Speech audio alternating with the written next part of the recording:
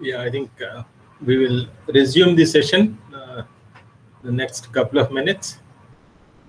It's already 5:40. So just to recap what we have to submit tonight. After the session is over, I will share with you the presentation being used by Mr. Sayantan Mukherjee. You can use it, and you have time to submit the presentation till about 10 o'clock in the night. And tomorrow we have some the assignments can be some of them will be definitely presented, and my other resource persons will also be there on Sir, I have a request. Yeah, tell me, Mr. Prafulla. Sir, if you can keep it open till 12. Okay, anyway, between 10 and 12 doesn't matter, so you can submit no issues. Okay, thank you. Yeah, recorded videos, all the first video I've sent it for uploading, it would have been uploaded. So I'm sending it today instead of waiting for all the videos for uploading. I'm sending them one after the other. The second one, which we have just concluded, also will be sent for uploading. So it is being done progressively. The moment I'm that is why today I'm breaking it into different parts, and each one will be uploaded. Yeah, you will have it. So it's already 5:41. So over to Mr. Sayantan for the design solutions part 2. Yeah. Sir, I already submitted the assignment. Yeah, Will it be fine? you have already submitted. I think you have sent it. Yeah. Okay. But sir, have you also completed this deep dive and function model? If not, you may just rework on that part and resubmit. But sir, how do I go about deep diving? Because I have not done anything so far that kind of, do arrow marking or something, I have not used those kind of techniques so far. How do I go about it? No, what I explained today, you can just try doing that, and whatever. See, there is nothing in that that it has to be perfect. Okay, don't worry about it. I understand fully that this is the first time you're going through it. It's okay. Just give it a try. Okay, whatever comes out, whatever you've understood today, just give it a try and put it. Okay. Sir, I have understood it. The only thing I have used for my assignment, the Excel. And just for the submission, I have converted into PDF. But how do I go about creating kind of deep diving, arrow marking, all those? Because so far, I have not done anything anytime in my lifetime. How do I go about it? Okay. That's the real matter. I have understood what you said. It was definitely because okay. Then people like me we have this kind of challenge, Sir, Sandeep sir. How do we go about it? You probably could do it in a paper and take a pic and probably send it, sir. Exactly. Thank you for the suggestion. I think I can definitely try it. Thank you. Thank you. Welcome, sir. Yeah. Workable. Okay. Thank you. Okay. So I'll move on and keep on. You guys please help me with any questions if you have, because I want to take it slow and there is nothing to hurry about it. This is a new concept that we are learning, so it's absolutely fine with whatever is comfortable with us. Okay. So now just 1 minute. Snow Fine. We are right now in post the design solutions, and right now we are in the managing design process. And as I said, that managing design process will have the majority of our ideation part over here. So what is ideation in itself? Ideation includes you coming up with ideas and you identifying your top ideas. So idea ranking also will be taken care here. Now, whatever we are going to discuss now is going to be a part which you are going to submit tomorrow. So don't worry about whatever we are discussing, that has to go here. First session, whatever we discussed is good enough for you to go ahead and submit the assignment today. The last 3 frameworks. Anyways, you probably have done the first 3 part of the 6-step framework. The last step, you can go ahead and do it. Now, Under the managing design process, so you remember that we had ended off with our problem identification, and specifically when we were looking at that people are not interacting much in our online classes, we did a deep dive and we identified that people miss their class, and one of the biggest thing that they miss is the non-verbal communication that happens between the teachers and the students, between the students and other students. All these things are very, very important to have, and we don't have it yet. Okay, and what I will try to do with along with all of you here is try to see if we can come up with an innovative solution. Let me tell you, this is something that has never happened. Have you ever seen any kind of an online classes non-verbal communication coming up? We haven't seen it yet. Imagine if by the end of this session, if we have some kind of an idea which actually can do it, it's going to be, I think it's probably one of the patentable ideas that we can do, and all of us over here will be contributed to it. I am extremely excited about it. So I took the risk in the break to just put this how might we question, where I have put that we need to bring in non-verbal communication in online classes. Let's see how we can do it. Okay, let's try to do that. First way of starting is and this process, that process that we are going ahead with, because all of us are involved in this, all of us are going to contribute. This is called divergent thinking. Why divergent? Divergent means diverging, it's multi-directional, right? So from multiple angles you can think, you will come up with your ways of your solutions. So in this divergent thinking process, first thing that we will do is a free flow of brainstorming. Okay, the rule in divergent thinking is has to be free flow for sure. Okay, please do stay focused on the problem statement. We sometimes it do happen that we lose our track and we forget that what was our problem statement. We move here and there. Now what we need to do is we need to remember that we are trying to solve this problem statement, which is how might we bring in non-verbal communication in online classes. Okay, whatever your solution has to be, that's solving this problem. Okay, now we are not going to judge any ideas. So if there are crazy ideas, really crazy ideas, like somebody saying teleportation and all those stuff, all are welcome. Everything is welcome. Okay, so the stage is open for you to give your ideas. That what do you think can we do to bring in non-verbal communication in online classes? Any ideas?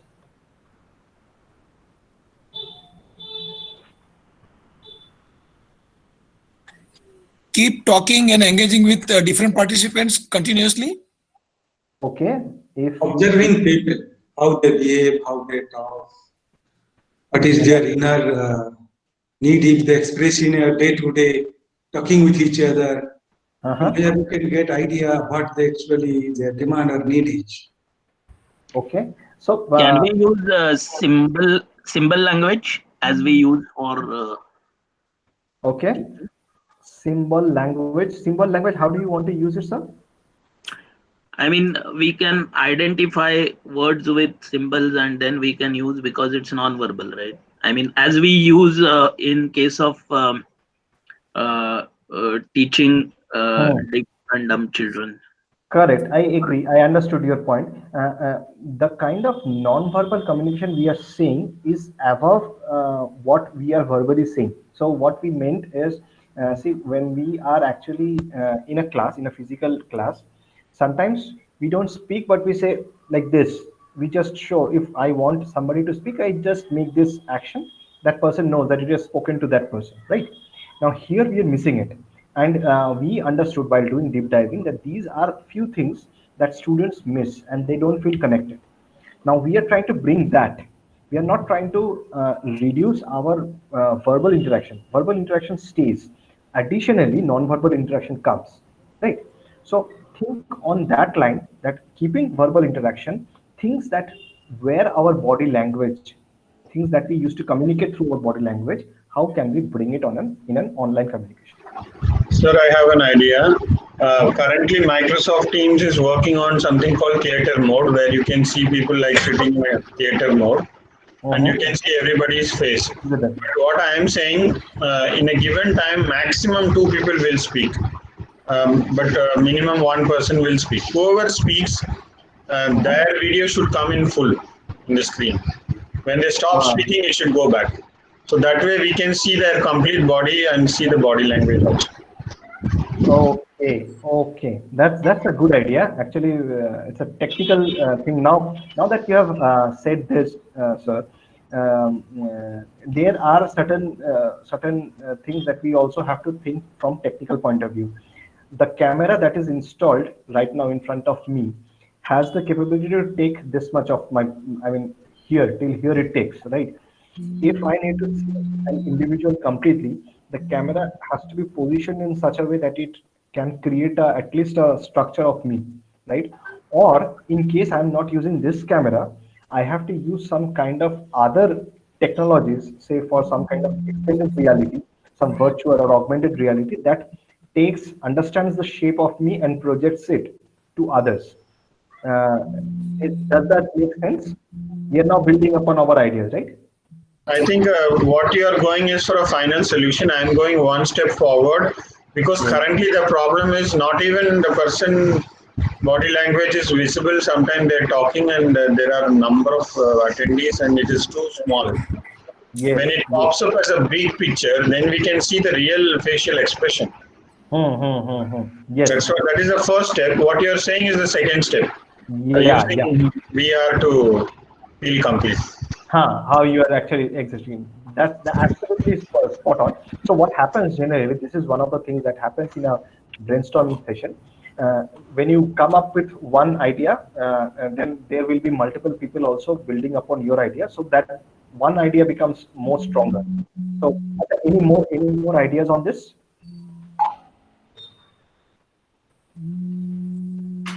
Using polls to get sense, yes.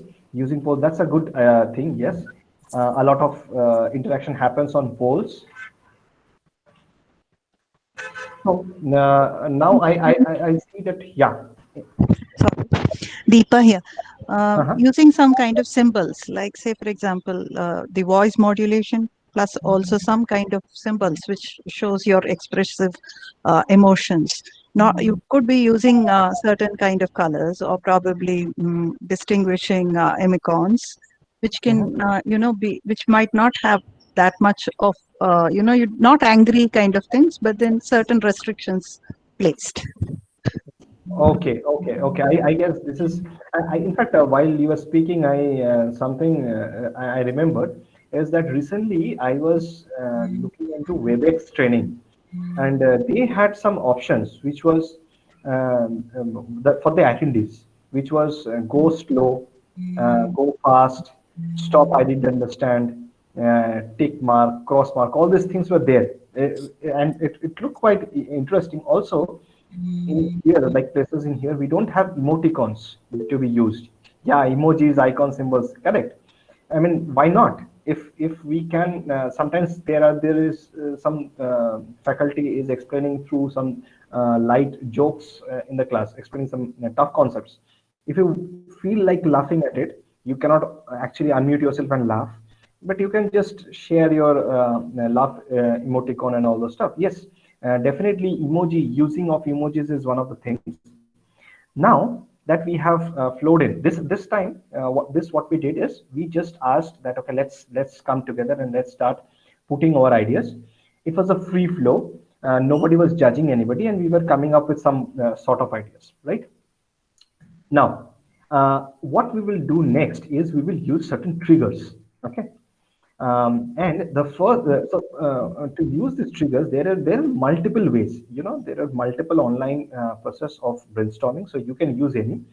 One of the processes what I am going to highlight you today. Okay. So you are free to use any kind of brainstorming process that helps you. But the trigger that I am going to use, I call it create. Okay. Create is nothing but an acronym of 6 different words. Each word pushes you to think in a different way. So the first, obviously, you can see C is the first thing, and C is combine. Now, What does that mean? So when we create this function model, we know the different components, the subcomponents, so the subsystems and the supersystems are there.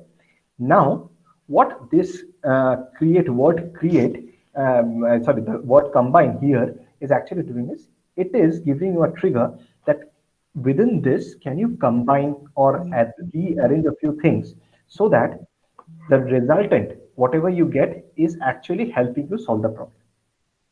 Whatever is existing, can you combine certain thing, like say teacher trainer together? I want to combine teacher and trainer, which actually becomes a physical environment, right? Teacher and trainer at the same place. Similarly, can you think of certain stuff? Right now we consider only on combine. Can you combine something? Any ideas comes? Sir, artificial intelligence can sense people smiling, and if they are smiling, it can come out like an emoji in our screen from their pop-up window. Amazing, very brilliant idea. That's a good one. Okay, okay. Sense smiling people. Okay. So, did you combine anything? What did you combine here? I combined emojis and people smiling. Okay. Okay. Though emojis is not part of the subsystem, but in your logic, that's important, that you don't stop yourself only at looking at the components and subcomponents. The word combine should trigger you ideas. So in this case, the word combine triggered you this idea. Brilliant idea. Very good. Okay. Any other on combine? Anybody want to come up with any other ideas on combine? Okay, let's move on to the next one, which is reduce.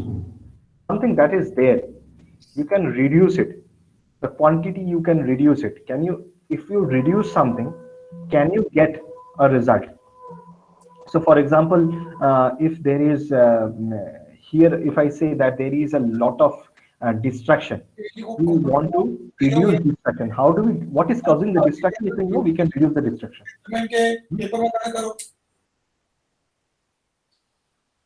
Sir, now these systems, all these online systems are working on reducing background noise automatically using filters. And one more thing is, what you can reduce is, you know, if a student is idle and not participating in the class, they can get automatic messages saying that past 20 minutes you didn't participate in the interaction. Past 15 minutes you didn't participate in the interaction. Because what happens now is, in Microsoft Teams, just 5 minutes before your meeting is going to end, it is popping up a message saying you have 5 minutes to end this meeting.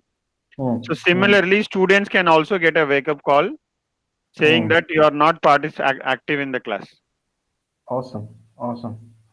Yeah, that's a very good idea. I think all of you are noting down all these ideas that's coming up, because you can actually apply this. This is a very good idea. And what stops us from probably sharing this kind of ideas to companies like Zoom, Microsoft Teams and all, and saying that we have some ideas to share with you, and these are really good ideas that probably they are looking for such things, because you are the users of all this. So I guess this is one very good idea. Please to come up with more. Like once you are done with this, no, you look back into this, apply this in your own problem, and come up with as many ideas as possible using these triggers. Post reduce, we go to something called enhance. Now we reduced. Now we are telling that, can we increase something? Increase something, anything that's there around. Can we increase something? And that helps me bring out more engagement in the class.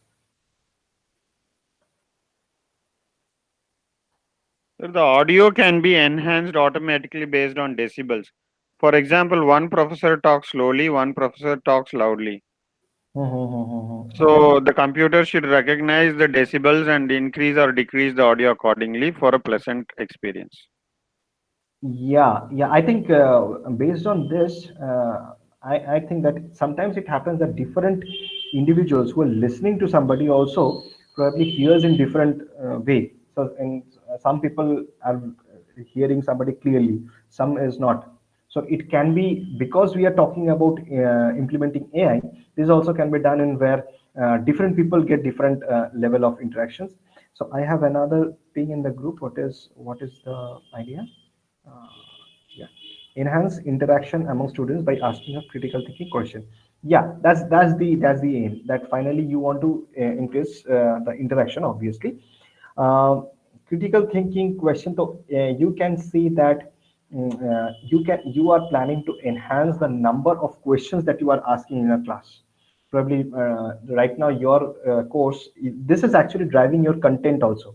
The number of slides or pointers that you have, which is on just delivering things rather than having questions on the thing, you can increase the number of questions. So that helps in more interaction, which makes absolutely sense. Now, till now, what we were doing was simply looking at what is existing and then coming up with certain triggers to help us solve. Now onwards, things are going to get more interesting. Okay. Okay. We can enhance the effect like, just a minute. I just missed what was the idea. We can enhance the effect like introduce air effect. Can you please talk a little about this idea, Mr. Maithumitras? We can enhance the effect like introduce the air effect. Sir, air is introducing some facial effects on the teachers so that they get interested or involved. Okay, fine. So you want to overlay a few things so that it enhances the interaction, right? Yes, sir. Okay, that makes definitely a lot of sense. Air has a lot of use case in online classes. We see that. So Vinod Babu says, ask open-ended questions to enhance interaction. Yes, a lot of open-ended question creates debate. Like say right now we are talking about coming up with ideas. See, we are getting so many ideas because this is absolutely open-ended. Now, so we are done with CRE. Then we are left with ATE. Okay, in create. Now we are going to A. What is A? It is adapt. What is adapt? Adapt is, it is saying that don't stay in this industry anymore.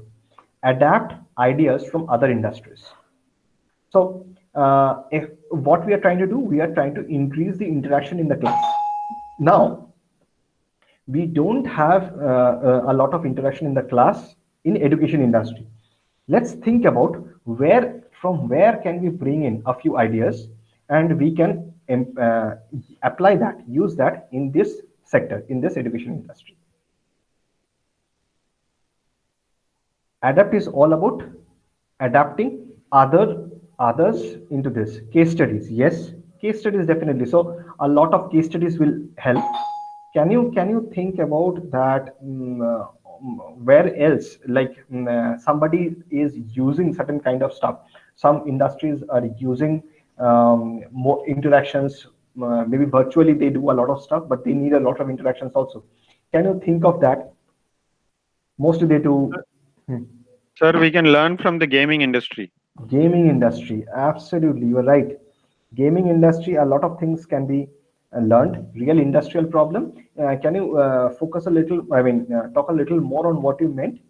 What I meant is like in the gaming industry, you can get vibrations in your hand if you are dashing your car somewhere or something.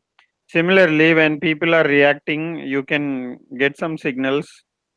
I think, yeah, that I got you. And absolutely. Use VR virtual reality so that you can with feel that you are talking to the person in front of you. Correct, haptic feedback. Correct, absolutely. Yes, you can sense, you can feel, and you can see a lot of things happening in front of you. So we may go ahead and use this. So the future of learning, what we are actually doing right now is probably we are designing the future of learning. Because even after COVID, when things become normal, probably a lot of our learning will be digital, which is partly physical and partly digital. So there we can actually have a lot of things like this done. Interestingly, if you know already that places like Domino's and all, where they actually hire new people to go into their pizza mode and all, when they create this pizzas and all, they don't know, the new hires, they don't know exactly what to put and how to put. So what they do is they in places they actually give this VR headset where by simulation they do all this processes throughout what is supposed to be to prepare a pizza. They actually do it and they get reviewed, and finally it works out well. So yeah, it's already there. A lot of things are happening in using virtual reality. I would say rather extended reality. Now, once we are done with adapt, we are coming around to another very interesting concept, which is turnaround. So what is turnaround? Turnaround is saying that the problem right now, whatever is the problem right now, can you turn it around into something good? Means your red arrow becomes green arrow. It does not become blue arrow at all. Red arrow becomes green arrow. How it works? Let's say, for example, if can you think of that right now people are not interacting? How can you convert this non-interaction into something useful? Can you do it? They are not interacting, and that's good. How does loss of students? Let me see. There was something coming up. Yeah, a problem into an opportunity. Absolutely. Lots of students so not even have cell phones for online classes. Can you please explain this part, ma'am? Oh, lots of students do not even have cell phones for online classes. Yes, that's another problem. Actually, when you have this kind of situations where you have to have other problems, you are stuck with the problem in itself.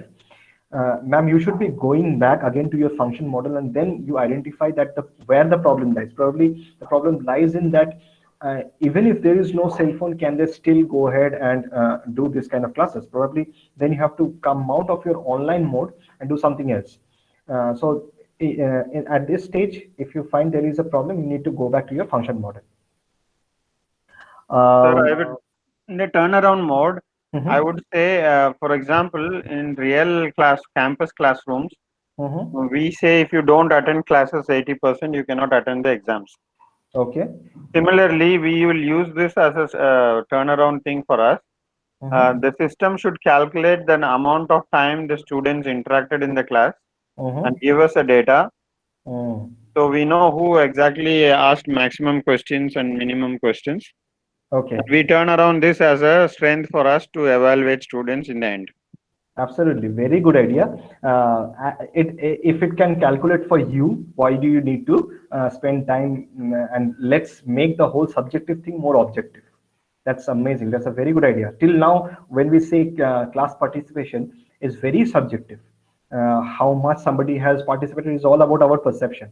But if the computer, I mean, if the system can tell us, the AI system can tell us that this is how long somebody was attentive, that's actually very, very good. Yes, point taken. Actually, I started this, sir. I said to students, if you ask minimum 2 questions in this class, I will note down your name, and in the end, in the ICA, I would be giving better marks. That's a very, so yes, you are adding some motivation into the whole system. So yes, that's a very good idea. So turn around is all about converting your problem, the main reason of your problem, into something which is an opportunity. So good. So this is again, see these three ATE. We are coming to E now, but adapt and turn around already you can see is groundbreaking. It's actually giving you ideas beyond normal way, right? Now we are moving to the next one and the last one, which is eliminate. Now what's eliminate? Eliminate is there is a problem. There is a reason of the problem. Can you eliminate it altogether? So for example, a very crazy idea is that the problem is silence. People are not coming online. People are coming online, but they are not keeping the camera on. Since the students are the problem, can I eliminate the problem itself? The students are gone. This kind of a crazy idea, can you come up with? So just to give you an perspective, recently I wrote about one post in LinkedIn, which was on this eliminate thing, which was Virendra Sehwag. He was batting and he was playing in some county match, and the ball was reverse swinging. It's an old ball. The ball was reverse swinging. So it was very difficult for both the batsmen, Virendra Sehwag and the other guy, and this is a real story. So it was difficult for them to bat on. And the other person, the non-striker, he was actually trying his best to nudge the ball here and there. He was trying his best, becoming innovative. But Shevak took a different route. He identified the reason of the problem is this old ball, this ball only. So if I get rid of this ball, I am good enough. So what he did is he just made somehow contact with the bat with that ball, and he hit it so hard that the ball went out of the stadium altogether. Okay, so since the ball went out of the stadium, a new ball was brought in, and this was not old. So he went out to the non-striker and said that next 1 hour we are good. So that's kind of an eliminate. Eliminate is the problem, the one that's creating the problem. Throw it out, eliminate it throughout out of the process, right? So can you eliminate something out of the process right now to make the whole thing better?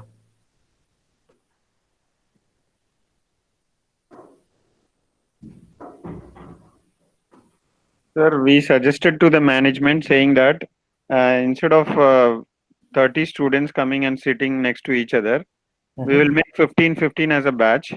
One batch will be sitting at the social distance, maintaining the social distance. And the next batch will sit at home and listen to the same class through live. Wow, and the next day, this batch comes in, the other batch stays at home. Oh, very nice idea. This is eliminating the issue of communication. At Very least 50%. True. That's a yeah, blended learning. That's a very good idea. I think this is useful for everyone over here. A lot of you are probably facing this, and whatever ideas are coming up, please keep a note of it. Very good idea, like how you manage this whole thing. Any other ideas on eliminate? Yeah. I think I heard about this. Okay. Any other ideas? One more crazy thing is to use sports facilities like stadiums and all. So we can make the class spread around, and we can use a mic and a speaker to talk to them. Okay, so you are eliminating the classroom in itself. Classroom. Okay, that's okay. That's nice. Yes, sir. Somebody else was also speaking. The classes should be pre-recorded and given to them. Okay. And take assessment. No online. Okay. Okay. So when there is a question from the student's end, okay, so you are eliminating the teacher-student interaction in itself. You are saying that there is no interaction required. Yes. Okay, but how do the students clear their doubt? Interaction is not in terms of listening. Okay. We will completely teach the class and give it to them. Okay. And when it comes to asking questions and things, they can interact. Okay. Very nice idea. So you are saying that no online. Classes happen only to interact. Otherwise, there is no classes, right? Sir, may I add in something here? Sure. So what we do is that we have pre-recorded classes. We record our classes in advance, and we play them around 30 minutes. We have class, and 30 minutes we have an interactive session. So generally, this is what we do at Banastali. So what sir has, so we are already on that mode. We have already done that. We find it works quite well because initially the students get the entire concepts, and then if they have any issues and problems, then they ask in the latter part of the class. And the forms are all distributed that time, the attendance form and all that. So that's what we are doing. Awesome. That's another. Adding to that, sir, we also have podcasts. Actually, I use the Anchor app for podcasts. Actually, it's just saying whatever you want to say, even extrapolating it beyond the subject domain, and interesting and very lively for the students, and sending it across to them for views or their views the next day or maybe the same day. So because of a lot of media interaction, a lot of social media apps also.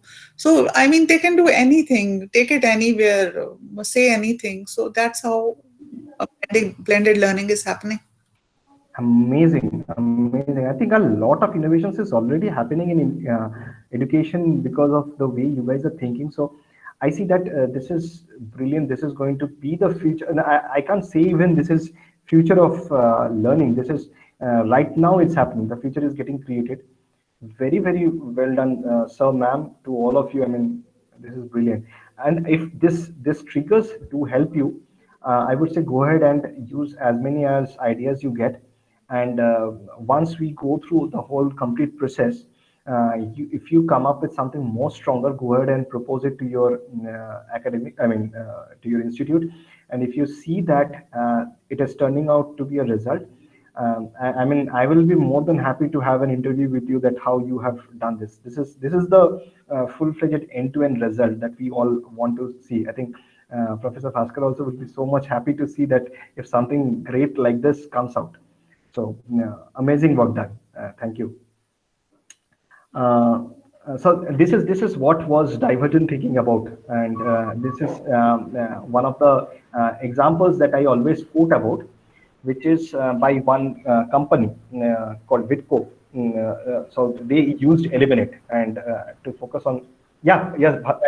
I just want to mention that in the next 10 years, most of the participants who are there now, they'll be working in a virtual university. They will not talk about physical anymore. True. Yes, I think that's something that's going to happen pretty soon, and maybe we may have something digital, uh, and then probably a time may come where most of the things people will get used to some alternate ways of the harms that virtual things are happening now. Let's see. The future is getting unfolded pretty faster.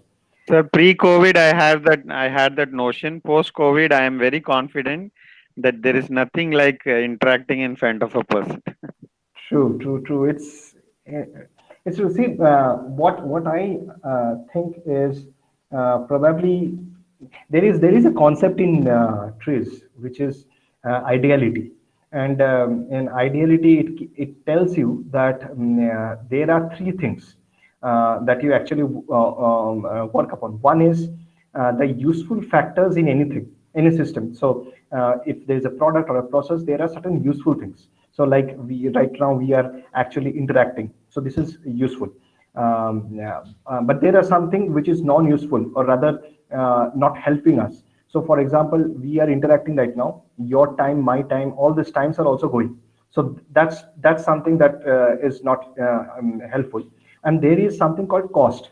So to arrange all this, there is a cost associated, right? So any product, process, service you take, these three things are always there. Ideality says that going ahead, the evolution of products or services, if you see, have always happened in such a way that your useful factors have kept on increasing. Your harmful factors have kept on reducing. And the cost also has kept on reducing. A brilliant example for this is the phone, which initially was only audio going from one person to the other. And then it was a bulky phone with a cord and all those stuff. Slowly it became sleeker and sleeker, and the cord was gone. It was allowing you to move around. So we got the first cordless phones, and then cordless phones was also limited. Then we moved on to the cell phones, and now we are doing video calls also almost at no cost, right? So there may be a situation where either we are going to go digital, or maybe all the good things in physical also will come in virtual, and we don't know how it will look like. Probably some kind of AR, VR technology will help us sit in our own room, but still giving like a physical experience in class. So all that is going ahead. We'll see where we go with technology and education. Sir, one thing COVID has taught us is guest speakers from the industry. Mostly we used to bring them physically, and transportation cost, flight cost and all that. But now we also learned that we can call any expert from any part of the world and bring them in front of the class and make them interact with the class. So this is a very good learning from COVID. Yeah, that's what I wanted to say. Sorry. Yeah, I completely agree, and believe me, this is such a easy thing for. I mean, I actually used to move around like this. Now I am at this point of time. I am interacting with people probably across the world. You guys are from everywhere, and then the moment it's done, I can move over to Coimbatore. Some students in Coimbatore, I can interact with them. Then next year, some students in New Delhi, I'm interacting. This is impossible, right? Otherwise, if I would have been traveling, I would have been dead. By the time I reached Delhi, I don't have any energy left in me. But this is so relaxing. Obviously, the institutes are spending so much money just to get that person sit and interact. And then what it is happening, end of the day, is the same experience that we are having, almost same experience, right? Because all of you are interacting. This is one of the best learning experience that we have, right? So I think maybe this is one thing that will big time have a change in education. So the story that I was talking about Vitco is that Vitco as a company, they were making detergents, and they wanted to bring out a new product, and they were just randomly brainstorming. They were thinking what new product to bring out in the market, and they were going through different procedure, and one of those was this eliminate. So when this eliminate trigger came, one of the Vitco engineers said that and there is something called active ingredient in a detergent, something which actually rubs off the stain that's there in your cloth or something. So he said that we will get rid of this. We don't need the active ingredient anymore. And why did he say that? That many people complain that detergent, when you wash your clothes with detergent, they become little rough. Though the stain goes up, but they become rough. So he said that let's get rid of this active ingredient. Now, the moment he said that, everybody was like, are you crazy? We make detergents and you just want the active ingredient to go. Then what will it going to clean? So he said that why it has to clean. So people were not sure that what he meant. He said that, tell me one thing, that do you use detergent all the time when you have stains on your clothes, or you use detergent almost every day when you are washing your clothes? Now, not all the time you have stains or something, right? Sometimes you want the whole cloth to be freshened up, having a good smell, don't have the smelly t-shirt to wear again, like that. So why do we need to have this? Now, when he proposed this, he was not a big guy in the company, so he thought that it won't work out. But Vitco management took it seriously. They actually decided that let's try this out. And but later on there was a company overtake happening. So an acquisition happened, and they couldn't actually take this product out. But then what happened is another company, a very famous another FMCG company, they came up with this product called FDP, and they used actually a structured process of talking to the customers. They used design thinking. So this guy, he was sitting back at his home. Yes, it's a fabric softener. Absolutely right.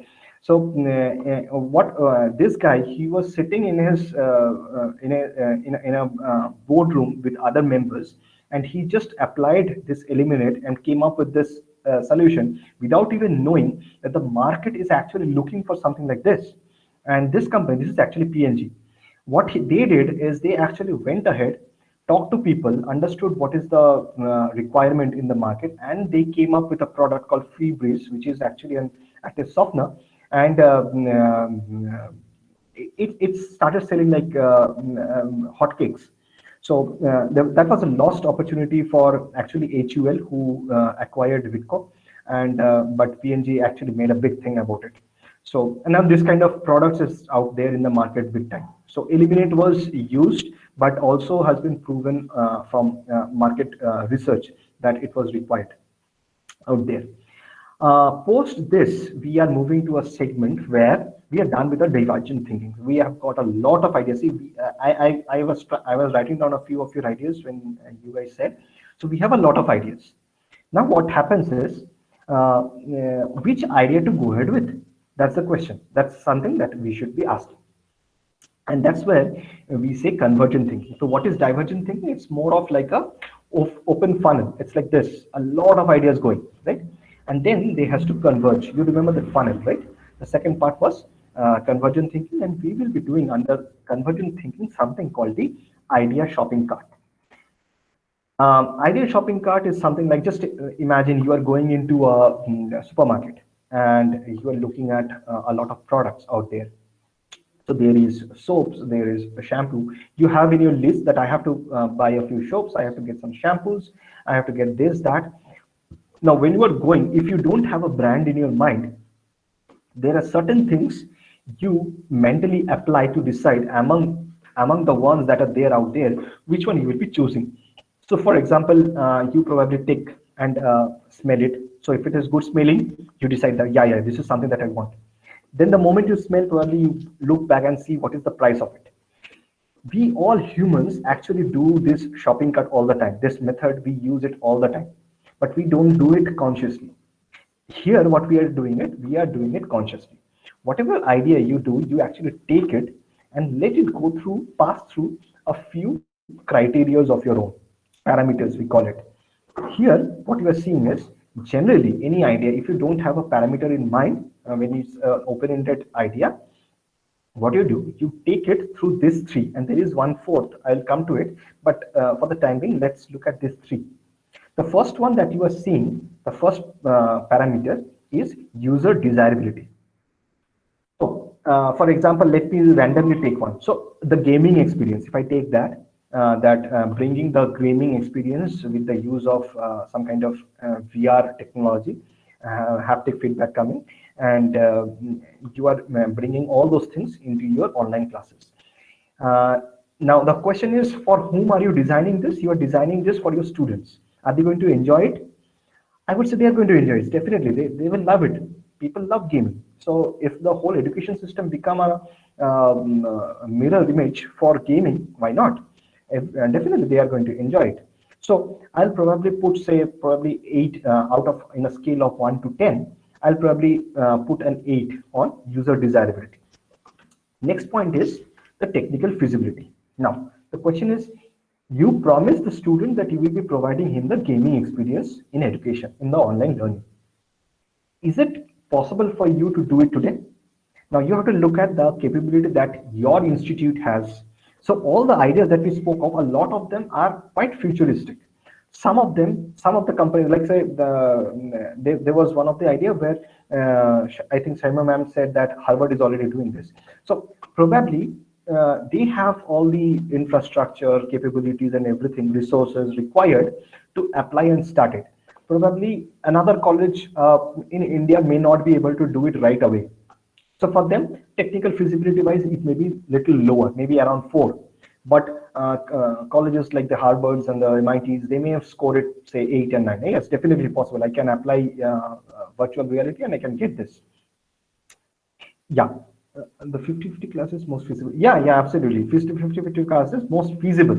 Now, I'll come to that part. Yes, when there is, Aisha ma'am is talking about that 50% of the class in the physical and 50% online. That's one of the most feasible ones. Yes, that can be one. But then we have to look at that whether that's desirable one also. Because at the end of the day, what matters most is whether your students desire, because you're designing it for them. If they are not liking it, it doesn't make sense. So we have to check whether how much they like it. Okay, that's another point. Last point that you can see is economic viability. So if you are coming up with an innovation that this is what I am going to apply now, you have to see that whether the money that is going to be spent to arrange all this and do all this, does it make sense? So say, for example, if you see that you setting up this kind of a process in your institute is costing you, say, X amount of money, and because you are doing this at this level, you probably can scale it into a lot of other classes also, and a lot of other students also are enrolling themselves to your institute for this purpose. Then what happens is overall your the viability increases. So it means that the money spent is coming back also. It's a sustainable process. I can put the money because that makes sense. Most of the time when you have taken a decision, the institute management has to take the final call whether to go ahead or not. Even for example, since we spoke of externals from industries and all you spoke about, when you decide to bring somebody, you first look at how much that person will be charging you. And then you see that what change will he or she be bringing in your system, in your students. If you see there is a change, if you believe that, yes, I believe that with this guy coming in, there is going to be a considerable change, then only you decide that, yes, go ahead. Now that's economic viability. Fine. So this is how you do these three things. There is another fourth I mentioned, which I didn't put over here, and this is something in line to some question asked yesterday, which is called environmental sustainability. Now, in today's world, this is one of the very important aspects that we do consider in idea shopping cart, because if your product, the fourth column generally before total comes the environmental sustainability, where we say that if I am coming up with a application as a solution, if that has some impact on the environment, and if it is negative, then I have to score it low. And I have to be ready that whatever happens, there will be some consequences. So somebody coming up with a nuclear solution, and that nuclear solution probably has some radioactive elements going out, and that probably is harming the environment. Probably the flora and the fauna is getting impacted. Now I have to rate my idea, that particular idea, little lower. Quite lower, in fact. If there's a probability of going bad is high, then I have to score it quite low, and then I have to highlight it at that moment to the management that, see, this idea probably is user desirable, technically feasible also, and for us economically viable, but environmentally this is going to create some problem. If you are ready to take that risk, we can go ahead and take the risk. Otherwise, we have to stop it immediately. Even if user wants this, we also are fine to go ahead with this. I still see there is a problem. This actually is more of a decision matrix. Okay, not necessarily this. It doesn't happen this way that the total, when the total is high, you decide that yes, I'll go ahead with this. It doesn't work this way. Okay, it happens how that you put all this, you make a total so that you understand which are the few ideas that you are looking at. If, say, for example, the total comes around 40, and another total comes around 20, so you definitely know that the one which is 20 you are not going to look at. But say you have 40, 37, 36. Okay, now 40 does not naturally qualify to be the solution that you are going to implement. It may be so that 40 has come in such a way that user desirability is 5, but technical feasibility and other stuff are almost close to 9 and all. So if user is not desiring it, you will not at all go ahead with it. Environmental sustainability is a question that the management has to take, whether they are ready to go ahead with it or not. Sometimes it happens that user desirability is very high. People are you are pretty sure that people are going to like your solution, but technically you cannot do it immediately. Excuse me, sir, I have a question over here. Like, Yes, we are talking about user desirability. How, without doing a market research, can we know about the user desirability? Now you are doing that market research. No, ma'am, you have perception to a customer perception to any other perception might be different. Yes, definitely. You have to have users understanding, and that's why this stage kind of market research. This stage is coming after empathy. So in empathy, you already have interacted and you have collected those insights. That is important. So, on what basis am I giving points for user desirability on my own? On your team's decision. So what happens is, I'll explain you with an example later on. But anyways, I'll just take that example right now. So there was one project that I was working on where we initially did some user research. Okay, and user research is empathy, where we were actually on the field, watching the individual to do certain stuff, talking to them, understanding, observing what they were doing. We collected all those data, that this is what he did, this is how he does, this is how he prefers one system over the other. All these things are noted in details. That all happens during the empathy time. All those insights are there with you. Then what happens when you are coming at the ideation stage? You are, and this is something that, say, for example, I have written down a lot of things about that user in my notepad. Similarly, I had 4 or 5 other colleagues of mine who also went on to the field, and they also have taken down all that. All that come together when you create the customer journey map initially. That time only you are collecting all those insights. So for one individual, you have a list of things that he likes this, he doesn't like this. He says this. If you remember Professor Rao, when he talked about what he sees, what he thinks, that empathy map, you are actually jotting down there. All these details are already there with you. Now, when you are ideating, you just look at that empathy map and say, you know what, this idea is good, but this, if you remember, if you see that empathy map says that this guy doesn't like this, so we have to rate it down. Got this? Yeah. So this is yeah. I just want to clarify one point. Since most of us are from management background, we are bringing the marketing terminology here. That is why I just want to clarify. We are not conducting the market research here. What we are doing is we are creating the empathy maps and trying to understand what the user really requires, what is the user need.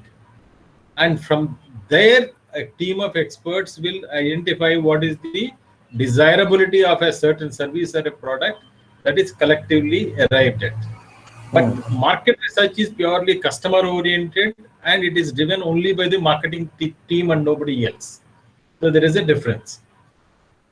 Sir, I have a doubt here. So the same team, whoever is going for the empathy map is going to be doing the ideation, or these teams are different? No, it has to be the same thing, same team. So this design thinking team who have decided that we will be making this product, they will be handing over the rights of the product only after they are done with the prototyping and validation. One single team has to go through all the process. You cannot have one team doing this and then handing over to somebody else. It actually, many companies did this. It doesn't work well. It's not that you won't get a result, you will still get a result, but ideally you should be having the same team throughout. And that's why what happens is when you conduct this kind of design thinking projects, you allot time and you allot a different designation to these people. They are out of the normal way. You cannot have them brought back to your own system till the whole thing is done. Sir, I have a question. Yes, sir. Actually, in the idea shopping cart, it looks very plain and simple. There are 3 factors, and idea 1, idea 2, and see the total. Whichever is scoring high, then go ahead with that. But, no. Okay. Total, don't go ahead with that. That's what I mentioned. When you make a total, you don't take a decision based on the total. That's a decision matrix, you can say. Idea shopping cart is a decision matrix. You can look at other ideas also and say that though the first idea is the total is high, but I see that user desirability wise probably it is lower than the other idea. So you may have one idea which is out of 50. Let's say for example you have 5 parameters. So the total max total that you can score is 50. Okay, one idea, the top idea is 40. The next idea is 37. Okay, now naturally we will have a tendency to say that's 40, let's go ahead with it. No, but that's not the thing that we will be doing here. Idea shopping cart says that this is the decision matrix. So look at it, that how did it become 40?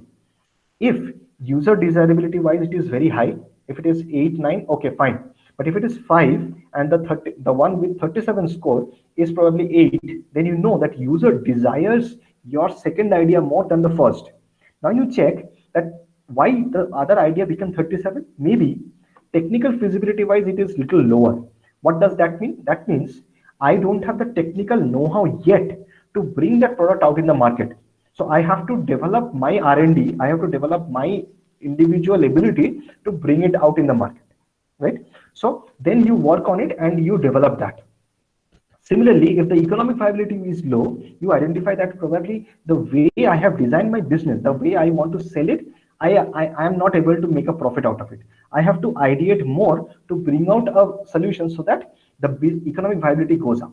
But in case there is a problem with environmental sustainability, most of the time people ignore that, but that is one of the biggest factors, because if you have low score on environmental sustainability and you still go ahead with the solution, probably you are going to face a lot of hurdles later on when you have already implemented the solution. So the yesterday's case was Tata Nano, day before, I guess. If it has been put in idea shopping cart, it would have scored high, but you would have failed as a product. Yeah, this is a very amazing. Thank you for bringing this point. Let's discuss a little time on this. Okay, Tata Nano. We that day only discussed a lot, and we identified that empathy wise they made a little mistake. The mistake was they identified the technical requirement that 1 lakh may we want to make a car. Okay, that's good, but what is the aspiration level of an Indian middle class family? Car is always an aspiration for them. They have not done that part well to identify user desirability. They were scoring low on user desirability the way they wanted to go ahead with, but they ignored that. They thought that technically this is highly feasible, economically we have made it viable, environmentally no issues, we can go ahead with it. User disability, rather than matching it with their actual empathy map, they thought that are yaar 1 lakh ka car everybody will like. Now when I go to the next stage, which is hypothesizing, which is assumptions, this is where you will understand that why it is so important to identify the assumptions that you have in your system. They have completely assumed that because it's a 1 lakh car, somebody who cannot afford a 3 lakh car, they will jump into this car. But they made the mistake over there. They did not do the empathy well. That's why Professor Rao was focusing yesterday also that empathy is one of the most important phase of your design thinking. If you remember, that's you have to do it well. If you don't know your customer well, definitely you are going to make a mistake. Yeah, just take a minute here. I know a colleague of mine is there. Whenever he visits a place, and generally people who are working below him would always like to take him to a very grand 5-star or 4-star hotel to offer him a dinner or something like that. But he would always prefer a dhaba side food, whether it is Odisha, Rajasthan, or Tamil Nadu. Wherever he goes, he wants to eat the typical native food. So what satisfies, that is what I used the word yesterday. The satisfying criteria comes because of the user desirability factor. So whether that is being met is more important than just going on the ranking of the totals and say take the highest. Exactly. So please make sure that you keep this out of your mind. That, in fact, I would say that if this confuses you, delete the total column at all. You don't need the total column. Don't look at it. The better approach will be probably looking at user desirability column first and see what is the highest scoring one. Then see whether environmental sustainability wise also you are high. If these two are okay, then because the other two factors, the technical feasibility and economic viability, is in your control. You can do everything with it. As a business or as an institute, you can ensure that technically you can make it feasible. Economically viable also is very much within your control. Two things that is not in your control: what the user wants, how the environment getting affected. Fine. Thank you, sir. Thank you. Okay, great. Now this is another interesting point that I will come and what happens sometimes is, and this is very specific to mostly engineering problems. Okay, in case you are making a product or an engineering solution, now you are at a stage where you have ideas on how you are going to make a product better. Okay, purely engineering wise. Okay, now what happens is at that time you will find that you have to create a decision matrix like this idea shopping cart, which does not involve user desirability anymore. Users desirability you have taken care. Say for example, under this also you have, under user desirability, you have 2-3 ideas which are all same on user desirability, but variations of designs you require to validate. Which one you should go ahead? Then what you do is you define at least three go no go parameters. Okay. When I say go no go parameters, it is like among these parameters, it is the same thing. We used user desirability, economic viability, and technical feasibility. You can use your own words or technical terms and read them. I will show you how one example and explain it. So it may look like this: parameter 1, 2, 3, 4. Okay. So one technical problem that there is one question, I guess.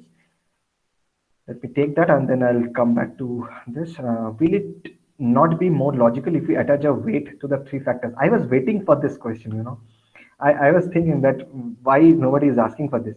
Every time I go through this idea shopping cart and people ask this question. Yes, absolutely. You can go ahead and do that. Okay. So what you do is, if you and this is a decision that you as a business take or as an institute take, or an individual, if you believe that whatever happens, I don't want to take look at anything else, but user desirability is the most important factor to me, then you can use a 2:1:1:1 ratio and say that I will double everything that comes in the column 1. I'll add it and then I will decide. Exactly. Everything is rational. What rational you are going in? This is a basic structure.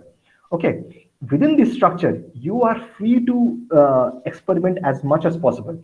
Anything that suits you, helps you make a better decision, you should go ahead with it. But don't get what to say. I mean, biased by the total. The total should not be something that should make you decide, yes, this is something I want to do, or this is something I don't want to do. You create your own way of coming out and taking a decision. Otherwise, yes, you are fine. You can use it. Yeah. Each parameters could have their own factors and weightages. No problem at all. Okay. So finally, any question? Finally, our gut feeling and conscious says that we should follow, sir. Yeah. After all these parameters. Gut feeling, I won't call it gut feeling. How it works out is this way. See, you are not doing alone. Okay. Every time. So this is design thinking is always a team activity. It's better you do at least with 5 members. It goes this way. And this is a practical experience I'm telling you. 5 people, when they sit together and when they look at different ideas, they put it under the parameters. When you decide, there is absolutely a very objective way of doing it. Let me give you this example. You will realize I have 2 more slides on this. This is a practical example that I will give, and I will explain you what we did on this. Okay.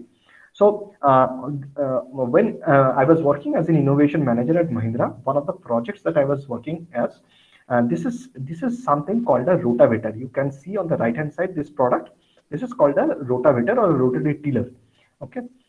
This is generally is an agricultural implement that goes behind the tractor. You can see this guy, he's driving the tractor, and behind this you can see this thing is getting fitted. Okay. So the project that I got is to improve the sale of this product. Now that was very open-ended, so we had to go ahead and do a design thinking process. Generally, when you have this kind of open-ended requirements where somebody comes and say that improve the sale of it or increase the number of students of this and all those stuff, then design thinking is the ideal methodology to follow. So we went ahead. I am not talking about the whole process here because during prototyping, post-prototyping, I will actually show you the whole process that we followed, what happened and all. But what I wanted to show is one of the things that we realized we can do about in this rotavator is this rotavator. You can see these black colored blades over here. There in each of these rounds, there are approximately 3 blades. And throughout there are approximately 8 to 9 this disc. So 9 into 3, 27 blades are there. Now we found out that a change in the design of the blade will help in better tilling. Why it is so, what all, I will come back later on when I explain you the story tomorrow morning, tomorrow in the first session. So what we did is we were looking at different blade designs, and this was our matrix. Okay, the decision matrix that I said. Now, when we realized the user desires the field to be mixed up well, we knew that the user desirability is already there, that a blade change is required. Change in the design of the blade is required. Now, what type of change of blade? There I don't need to put user desirability anymore, because the user does not need to understand what type of blade comes here. He just wants the end result, and we have understood the end result has to be this. Now what we did is we thought of some configurations of the blade. You can see there are 5 different configurations been put here. Okay, and on the top you can see there are I have intentionally kept the images off right now. Later on I'll show you the final one that was taken. There were 4 different parameters that we were looking at: pulverization, weight, cost, and blade life. Now you will realize that how we actually took a decision of going ahead with which blade finally. Pulverization is nothing but the mixing of the soil, how well it mixes the soil. Weight obviously is the weight of the blade. Cost again is the same, and blade life is how long the blade it wears off. Obviously, it's interacting with hard soil, so it wears off over a period of time. Now, what happened is you can see that there are two configurations which are same scored, same on score. So finally we chose this one. Now, why did we choose this one? I'll tell you. Oh, sorry. There was another animation supposed to be here, but anyways, I'll explain you. Why did we choose this one? See, pulverization wise, this was one of the biggest requirement of my user. That pulverization has to be good. The mixing of the soil, that's a primary requirement. So both of them are 7. So no doubt, either one of these two has to be my final solution. Now I have 3 more things in mind: weight, cost, and blade life. Now what happened is, blade life was, see, blade life is 7 over here, which is good, which means that this dual blade unequal length, it was providing me higher blade life compared to this. This is quite low. But this is where comes what I was talking about, ma'am, to you, is we look back to the empathy map and we realized that there were certain instances where when we asked them that how long does your blade work now, this was generic questions that we asked. Sometimes they even were thinking blade goes on, like they don't really care much if the blade fails probably maybe a few days before and after. Okay, then we said that okay, fine, blade life is not a big issue, let me look at the weight. What we realized is, when you have, I told you that how many blades did I tell you? There was 27, at least 27 blades. If the blade weight increases from where it is now, if the blade weight is more, what happens? It is multiplied 27 times. So the overall weight of the rotavator itself increases. Now what's happening? I showed you how the rotavator goes. It is getting fitted behind this tractor, and these guys, they actually put diesel into the tractor to run it. Now, if you are dragging a heavier thing at the back of your tractor, definitely you are consuming more diesel. And that's something that they can note every day, how much diesel is gone. So it was more concern, it's a bigger concern for my customer to look at that they don't consume a lot of fuel than whether their blade is going bad. There's a couple of days here and there in the blade. They were not concerned about that much, but they were very much concerned about how much diesel is getting burnt out. So we understood that this is a major factor. Weight is a major factor. And when we found that this is 7 and this is 5, we said that yes, let's go ahead with 7. And that's where we finally went ahead with the design of the single blade. Okay, so this is how you generally create a decision matrix in case the whole decision boils down to how technical it is. You don't need the user's different points. See, throughout when I was talking about this, I was only talking about the user because I am designing a user-centric product. I cannot keep the user out of the question. His or her, whatever empathy-wise I have collected, the insights has to be on my table all the time. Whenever I am finally taking a decision, it has to be there. I have to match it, and I have to see that he or she is going to be happy with the end product. And why do I do it? It's not that we are doing a charity. One important thing is, if you are not making a good product, maybe you can sell the first product. Later on, nobody is going to buy your product. So you have to ensure that your user continuously loves your product, right? So that's how it is. Any questions on this, what I explained just now?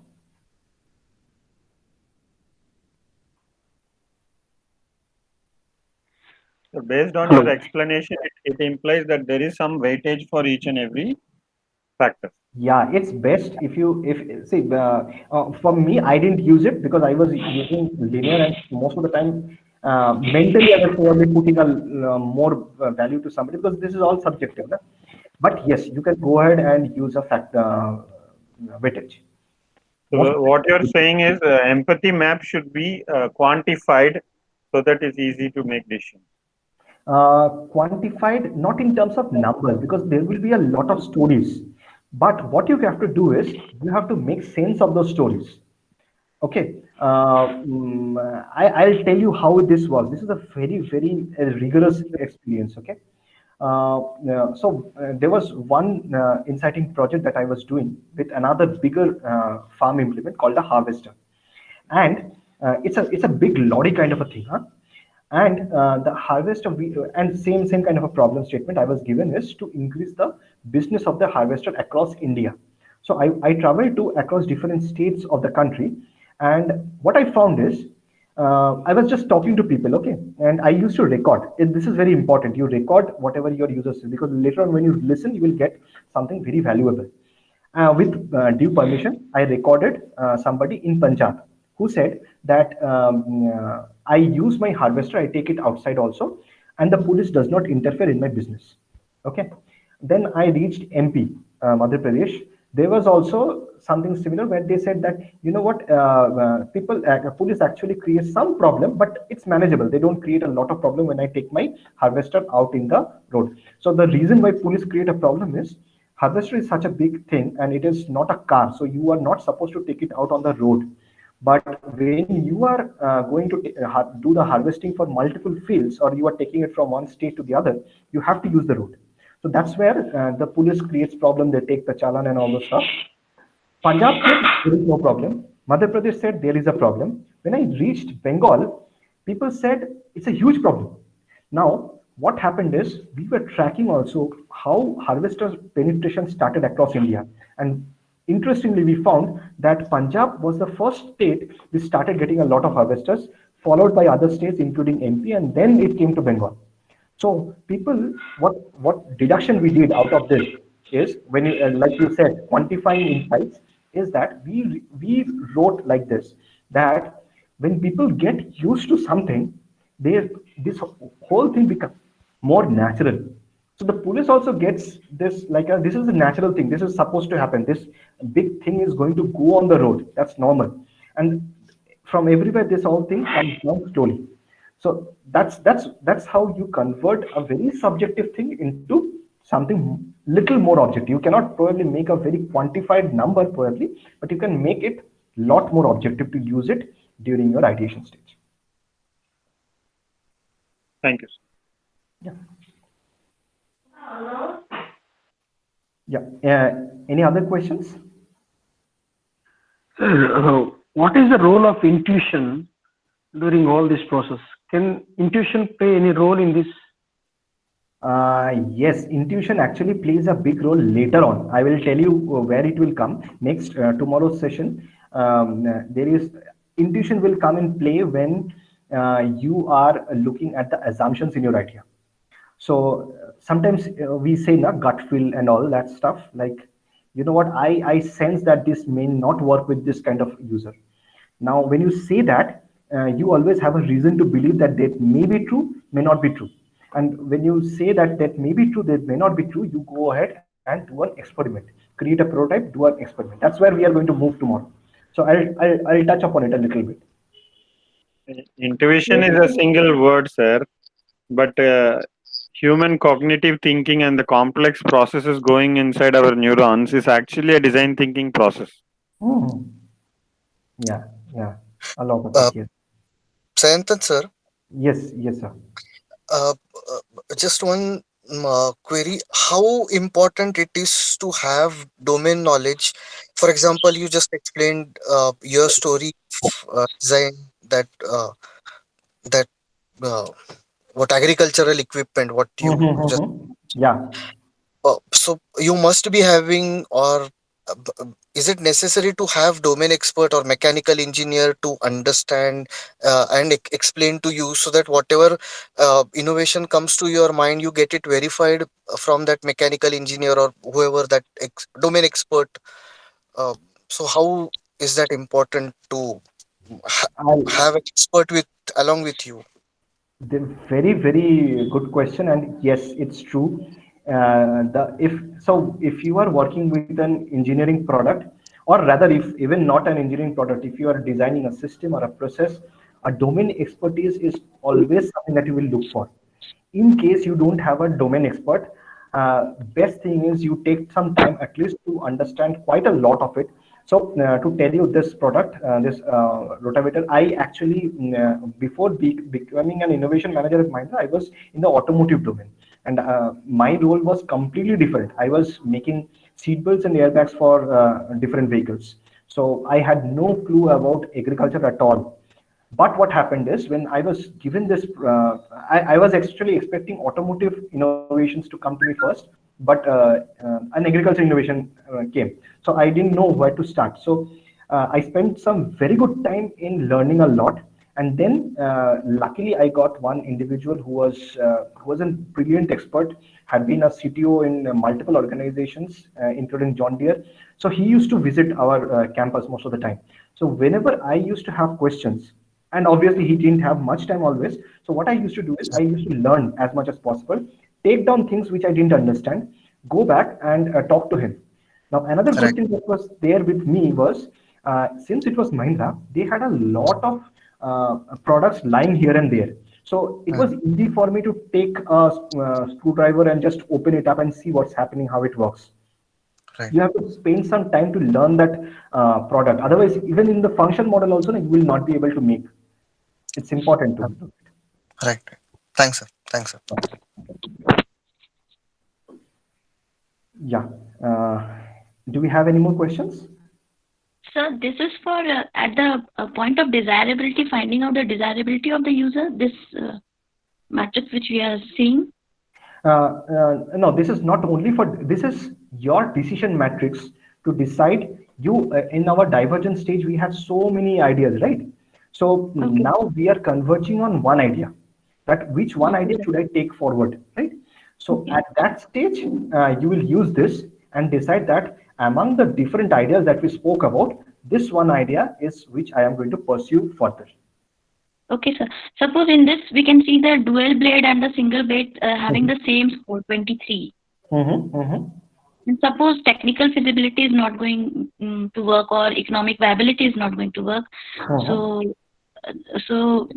we can choose dual blade or something like that. Suppose. That can be done. To explain you this part, because these are all different designs of blade, so technical feasibility was not a big thing. I mean, it was not differing much. And also economic viability was also not differing much. But yes, if you are having certain ideas where there is a requirement of technical feasibility, so ideally, the first stage of your ideas, the first filtration has to happen with desirability, feasibility, and viability and sustainability. These four things is the first gateway. Once you are done, maybe in one idea only you have multiple variables of the same idea. So, for example, with this, what you are seeing right now in the blade, maybe dual blade and single blade both are getting the same score. So correct. So, but when these two are getting the same score, you look at the different parameters and decide that which among these parameters is most important to me and my customer. Now, as I explained, for my customer, though see here, dual blade has 7 under blade life, but single blade has 4. But my empathy map says that my customer does not worry much if the blade fails 2 days before also. It's okay to them. They actually don't remember when the blade failure happens, because 27 blades, until and unless it's not actually working, they don't care much. So blade life is okay for them, but they are very specific about how much diesel is getting reduced each day. And what impacts that? The weight of the blade, that impacts that. And I could see dual blade has 5 on that score, whereas single blade has 7. So then I decided, then no questions asked, let's go ahead and with the single blade only. Okay.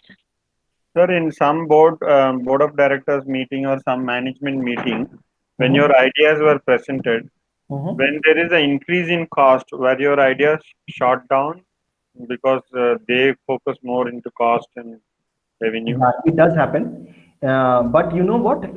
Sometimes it's a habit as a design thinker. No, you should not always stop at designing a product. You should think of all these 3 factors, and your design thinking happens throughout the journey. So, like you are design thinking and making a product for your customer, before you go into the boardroom, you already know that what that person or the people who are going to sit there are going to look for. So you know that they are going to ask you about the cost aspects, And if it is not good enough, they're going to shut your idea down. So what you do is, you yourself has plan A, B, C, and you show that, you know what, with plan A I get this, I don't get it. With plan B I get this, and I don't get that. Like that, you give them options, and now you are creating options for them. So the probability of getting your idea completely rejected, that no, we are not going to do, comes down to only one factor. They ask you one very important question: how confident are you that customer wants this? If you can give enough proof about it that yes, customer wants this, I have spoken it, I'll show you a video where they are saying that, oh my goodness, this is amazing. Even if it is shooting their budget a bit, they will say, go ahead, let's do it. Thank you, sir. Okay. So I think I have already. Yeah. Yes. Yes. Can I just add one thing, if with your permission? Yeah. I guess some statistical sections, words. I guess it will help to convince the top management that how many dollars it will save in the long run. It will definitely will help to get their buy-in. Yeah. Mostly, it is good to create some sort of a business model canvas. Actually, most of the time when I had to go and present something, I always used to go with a business model canvas, which shows that how it is, the different parts of it, how it looks like and all. So yes, you are absolutely right. Some more details that gives them more confidence is always helpful. Yeah. I'm stopping the presentation. I already have gone into Professor Bhaskar's time. So sorry, sir.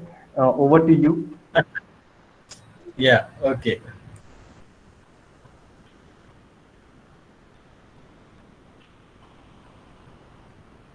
Okay. We will spend some time on this topic. Of course, there were a few questions, I think, in the chat box which were not answered. We will try and answer them maybe either in the course of today or tomorrow latest. So this is something that we have been asked, waiting for dealing with as a part of this FDP. And thank you, Mr. Sayanthan. I think we have gone through the entire cycle of all the 5 stages, and it was a wonderful presentation. The way you have navigated through was awesome, and I'm sure everybody would have had enough takeaways from the sessions that you've conducted. Thank you, Professor. Okay, so okay, there was only one question which is very relevant from the perspective of answering what Mr. Sayanthan has said. Mr. I think Manikandan has asked bounded rationality.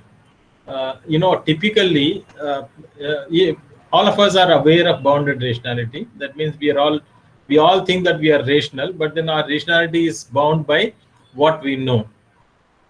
And the beauty of design thinking is it doesn't involve only 1 or 2 experts. It is people from multiple perspectives, multiple disciplines are involved. And when people from different disciplines are involved, how does that actually impact the decision making process? Mr. Manikandan, can you just think from this perspective? For example, you are deciding on an engineering product or any, for that matter, any product. Apart from the product specialist or the technical specialist, you also have some other people from non-related arts areas, let us say liberal arts areas.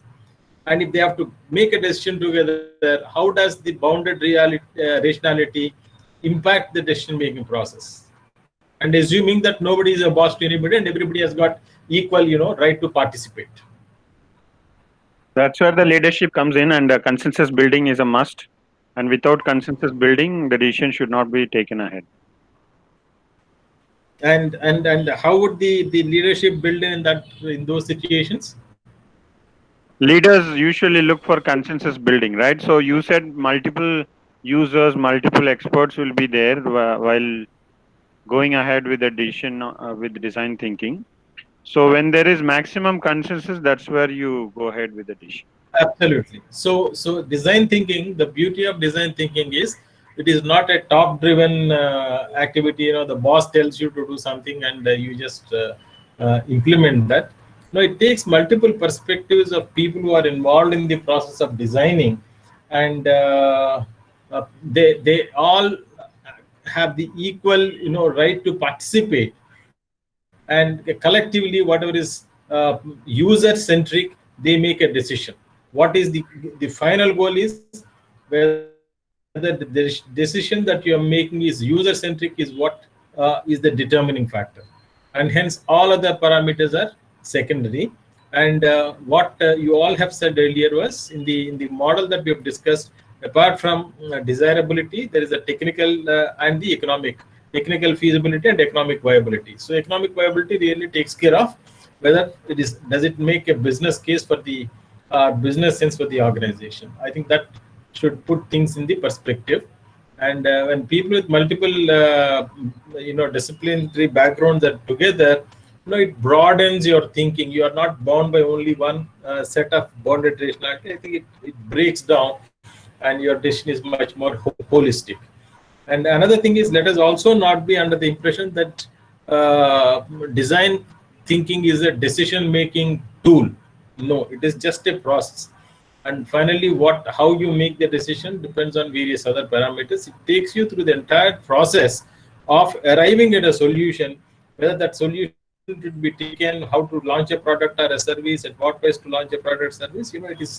That does not tell you. It still has something more to do, and that is why if you see in the latest model that we have discussed in the morning, the expanded model of design thinking in the double diamond, I think new parameters have been brought.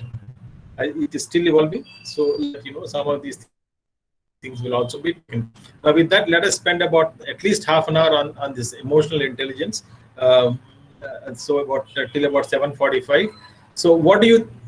I mean, most of you have been aware of this concept of emotional intelligence, emotions, and intelligence. What is your take on this? Let's have more of a discussion than a lecture.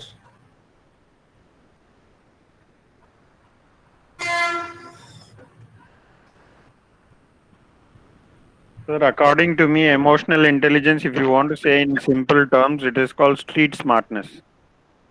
And it is not the one who scores high in the class is emotionally intelligent.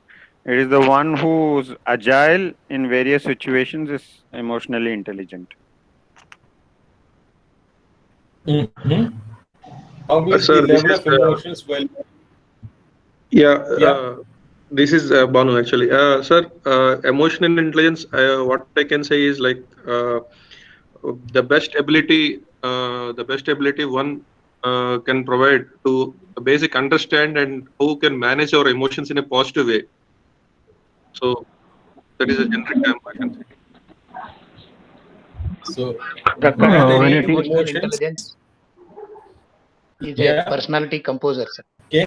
According to me, emotional intelligence is a personality composer. Hello? It is actually a customer's perspective, wherein the attachment between the product and the customer, how well we can make it owning the particular product, that makes any product to be more with the emotional quality in that one.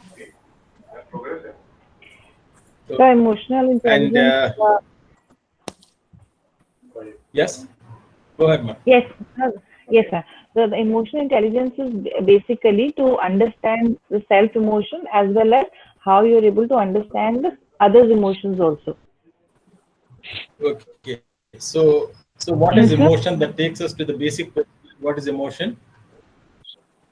So it is about the self-awareness about feeling. Yeah. Okay. Emotion is feeling. Yeah. It is. Yes, Neetu, ma'am. According to me, it is a how the person we stand against any critical situation without losing his or her mental stability is a emotional intelligence. Okay. Yes, Okay. sir. Here Sir? is the ability to assess the customer. Okay. Yeah. Yes, Hello. Archana ma'am. I think being Yes, ma'am. resilient and being resilient, sir. Being resilient and Being aware of resilient. the situation. Behave and be aware of the situation. Okay. Wonderful. Wonderful. Sir, Yeah, man being a having a social combined animal. income. Sorry, It sir. is a kind Man of being a smart social skill. animal, how he learns to Hmm? adapt in the environment is emotional intelligence. Okay. Okay. And Dr. Mathur, Yes, sir. It is you want? basically how I'm able to control my emotions and I'm able to empathize with others so that I reduce conflict. Okay. So good. We've had a good perspective on this, and various dimensions have come out.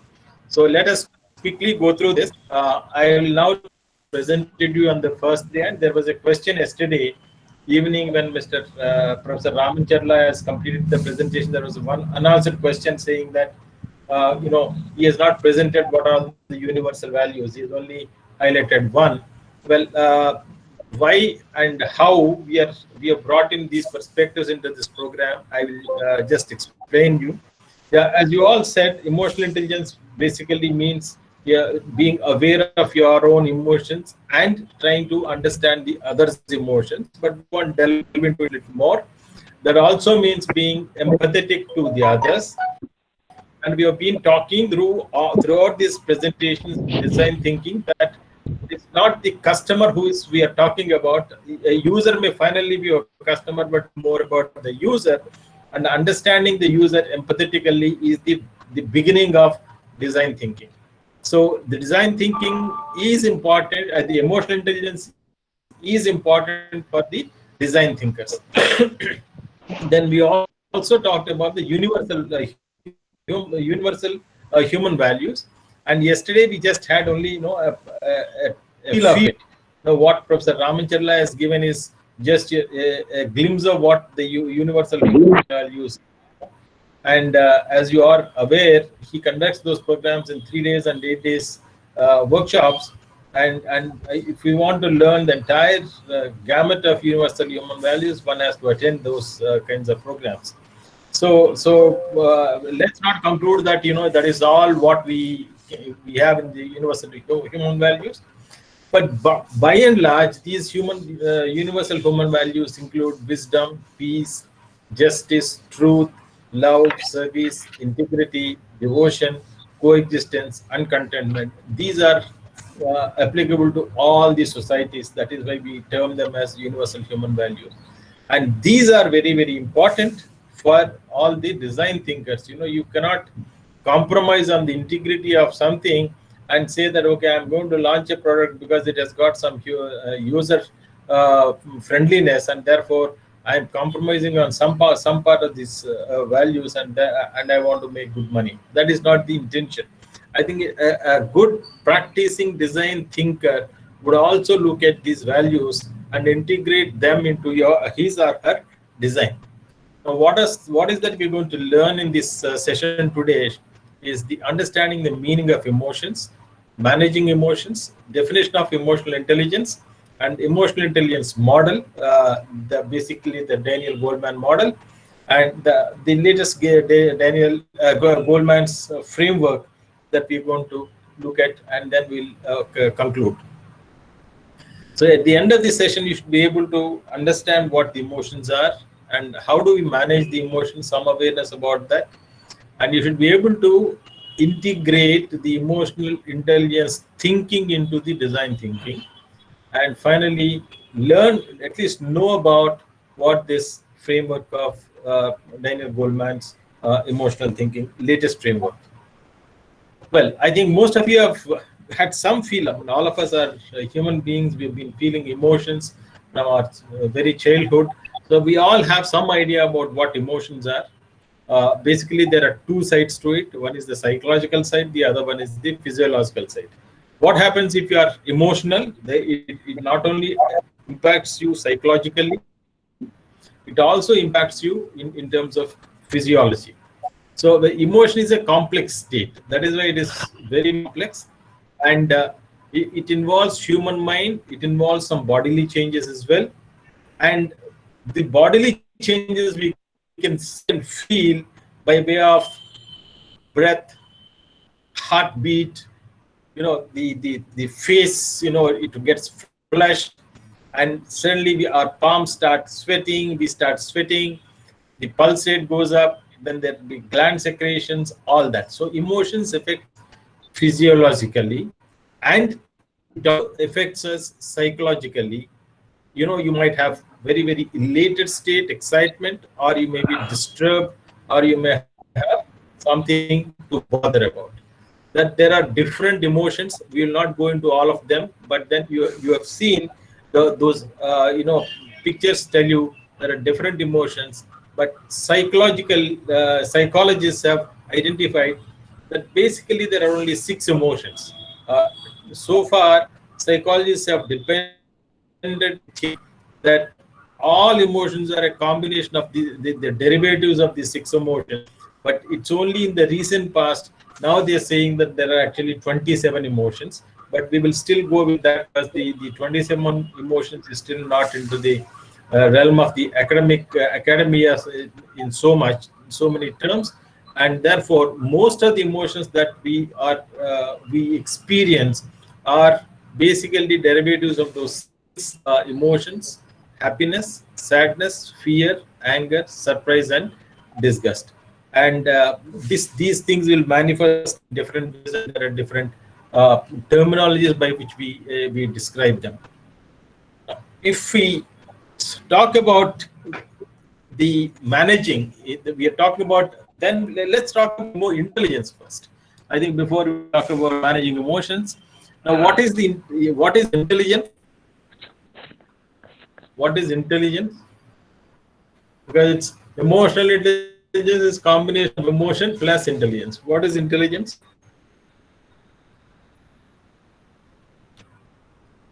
How do you describe intelligence? Application of knowledge, wisdom. Okay. Yeah, what else?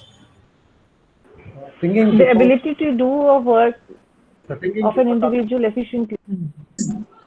Thinking before taking some decision. Thinking before taking a decision is intelligence. Sir, is it Ability like to Convincing the other people. Yeah, Mr.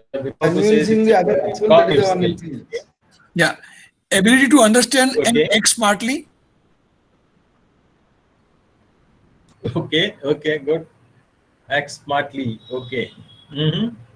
But somebody said emotional intelligence is acting smartly, intelligence is not smartly. The I beginning said of the ability to discussion. understand first. I said ability to understand first. Cleverness with knowledge or information. Yes, Dr. John. Cleverness with information. Awareness, acquiring information. Ability Yes, to Mr. adjust Vidyasagar. with society. Cleverness. Okay. Ability to Ability adjust. to adjust with society as well as creating new ideas. Creativity is must, sir. Finding the problem. Since we just have another 20 minutes, so let's quickly move on. Thank you. Sir, aligning, Thank you. Very nice that aligning all of you mind, are. soul, and body may be emotional intelligence, sir. Wow. Professor Prakash Rao Garu is saying aligning mind, body, and soul is emotional intelligence. Nice thing. But let's look at what is intelligence. It is the ability to acquire and apply knowledge and skills. I mean, you have basically human beings want to know more. We want to acquire skills, and if you have the higher ability of learning more and acquiring more knowledge, then you have the higher IQ. And you do not have that, maybe you will have the lower IQ, right? So it is how much is the ability that we have through our brain power in terms of acquiring, retaining, and applying that knowledge and those skills is what our intelligence is. So therefore, intelligence basically you can look at it from 3 dimensions: learning from experience, recognizing problems, and solving problems. I'm now linking it up to the design thinking aspect. So learn from experience is how you acquire, retain, and use the knowledge that you've already got, and in the context of design thinking, how effectively you are able to deploy it for the purpose of the solving of those problems or the issues. Then recognizing the problems is the ability to identify possible problems in the environment that need to be addressed. This is what the challenge or the issue is. Whether you have the ability, not all of us have the ability to identify a challenge or a problem. Some people have it, that uncanny ability to identify a problem, and if you have that, then you will be a contributor to the design thinking process. And then the ability to solve problems is, do you have the ideas to, whether you are able to ideate with your intelligence to come up with some solutions to problems. Now let's look at the marriage between the emotions and the the intelligence part of it. So what is emotional intelligence? The classical definition of Daniel Goleman, who is the person who has been accredited to be the credited with the father of this concept, is the capacity for recognizing our own feelings. You have the intelligence and you have the feelings, so your ability to recognize the feelings not only within you but in those of the others, for motivating ourselves and for managing emotions. I think some of you have said that your ability to manage emotions within in ourselves and in our relationships. I think yesterday there was a question by Professor Raman asking, if you have a fight with your wife, would you like to lose or would you like to win? Some of us said, I want to win, but then somebody said, I don't mind losing. You want to lose because you want to maintain the relationship. So that is, if you are emotionally intelligent, you do not mind losing an argument with your wife or with your siblings, because you do not want to spoil your relationship with them, and that is why you are better off in the better emotionally intelligent. And it describes the abilities distinct from but complementary to academic intelligence. If I am purely working on my IQ, if I'm high on IQ and low on EQ, then I would like to win the argument. But if I am good at IQ but much better at EQ, I don't mind losing the argument, because I see the relationship more valuable than the winning of the argument. So that is the perspective from which we are talking about.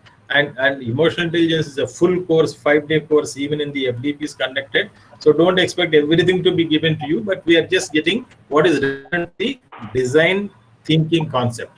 Now, emotional intelligence is responsible for the ways how we behave, how we feel, how we relate to others, how well we do our jobs, and how healthy we are. The more emotionally you are intelligent, you will be able to maintain, because you are able to maintain better relations, you will have a more healthier and happy life. Now, how do you manage these emotional emotions? Basically, emotional intelligence person knows his emotions. He's got that awareness, therefore he knows the compulsion to manage those emotions. Second, emotions ebb and flow naturally unless you sustain them with your. Therefore, controlling, which comes first? Thought comes first or emotion comes first? Which is first? Thought, sir. Thought.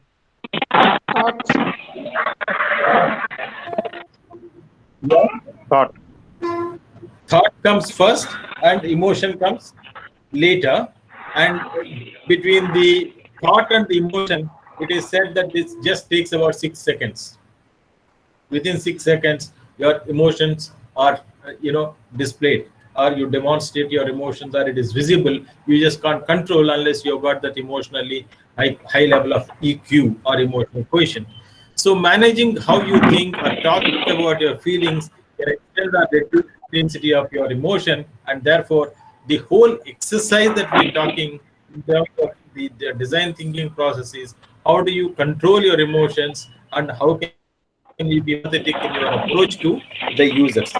Okay, did I make some am I making things a little more clearer now? Do you agree, or you still have some confusion?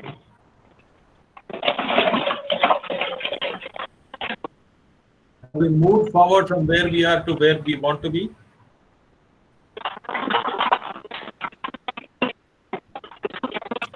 No, my question is, which comes first? There is a debate whether the emotion comes first or the thought comes first.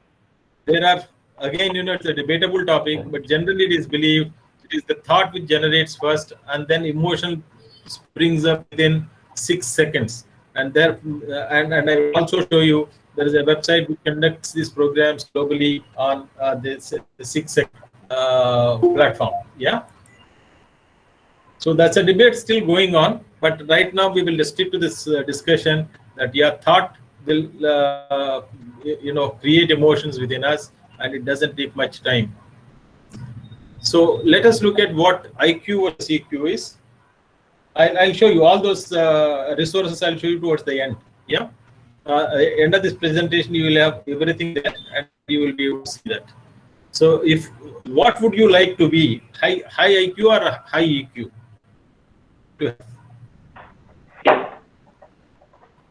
EQ, sir. High EQ. High EQ. High EQ. Yes, sir. But what have we been told from our childhood? From our childhood, we have been told that you should be class first, you should be a rank holder, you should have this, you should have that merit certificate. Did anyone tell you in the school days that beta, you should be more emotionally composed than yeah? No. True. So right from our childhood, for whatever the reason, we have been told getting more knowledge, having access to more information is more superior to than having control over our emotions. And therefore, we have always concentrated from our childhood on high concentration to get marks, high concentration to learn things, and high focus. All our effort has been to remain on the top in terms of the intelligence quotient. But nobody told us that you be aware of yourself, be aware of learning how to control yourself, or how do you motivate yourself, or how do you empathize with people, and how do you maintain your relationships. Hardly anybody told us from our childhood. It's only now at our advanced stage of completing the education and started working, we are becoming aware of the EQ, right? But it has been found that IQ can take us only to some extent in the organizations. People who have got higher EQ have advanced in their career much better than people with higher IQ. Does it make sense? Yes, sir. Yes, sir. Yes, sir. Yes, sir. Okay. Some of the myths about intelligence, emotional intelligence are being emotionally intelligent does not mean, if I have to understand, if I have to have empathy, I'm a weak guy. My personality is considered to be defensive. It's not so. That's what I think even yesterday's discussion has demonstrated to us. Being highly emotionally intelligent does not mean being extra nice, polite, or sugar-coating your language. It does not really mean that. You don't have to be artificial. You don't have to act. You have to be natural as you are. But you must be aware of yourself, and you must also have the space to understand the emotions of the others. It does not require acting or being sugar-coated. And another possible myth is that the females are not superior to males. Females are better EQ than males. I think that's not right. That's again a myth, and there is no direct evidence to prove that EQ is dependent on heredity. While maybe there are some people who believe that IQ has some relationship, but EQ does not. Your father is very highly high on EQ does not mean the child will be highly on EQ. Yes. Yes, ma'am. Yes, we will. Yeah, if you do a full course on EQ, maybe we'll get into all those things, Professor Manikandan. But today, because of the paucity of time, we will not get into those things. What affects the EQ of children and all that. However, the environment seems to influence EQ. Answers what the question that you have raised.